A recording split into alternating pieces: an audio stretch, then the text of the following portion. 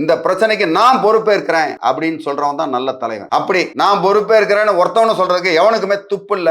எல்லாரையும் சொல்றான், இவரை மட்டும் கிடையாது, எல்லாரும் சொல்ற. அவன் எந்த எந்த எந்த ஆளுக்காவது ஒரு துப்பு இருக்கா, நான் இதை பொறுப்பேற்றுக்கிறேன் அப்படின்னு, அவன் தான் சிறந்த தலைவன். அவங்களுக்கு தான் மக்கள் ஓட்டு போடணும். அதை விட்டுட்டு அடுத்தவன் மேல குறை சொல்லிக்கிட்டே சுத்துறவன் நல்ல தலைவனே இல்லைன்றதான் என்னோட கருத்து.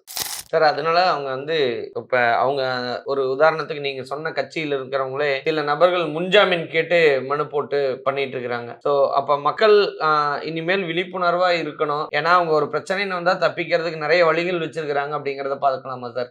கண்டிப்பா இவங்க வந்து முன்ஜாமீன் எடுக்கிறதுலாம் சட்டப்படி அது சரிதான், அதை ஒன்றும் தவறுன்னு நான் சொல்லல. பட் இதுல வந்து ஒன்லி நிர்வாகிகளை மட்டும்தான் குற்றம் சொல்றதுன்றது வந்து அது தப்பு. ஓகே, ஒரு வைக்கேரியஸ் லைபிலிட்டின்னு சொல்றோம். ஒரு நிறுவனத்துல ஒரு ஒரு தப்பு நடக்குது அப்படின்னா அது நஷ்டம் யாருக்கு அப்படின்னு பாத்தீங்கன்னா அந்த முதலாளி தான் தவறு செஞ்சவர். ஏன்னா இவர் ஒழுங்கா நிர்வாகம் பண்ணல, ஒழுங்கா இதை செய்யல, அதனால வைக்கேரியஸ் லைபிலிட்டின்னு வருது.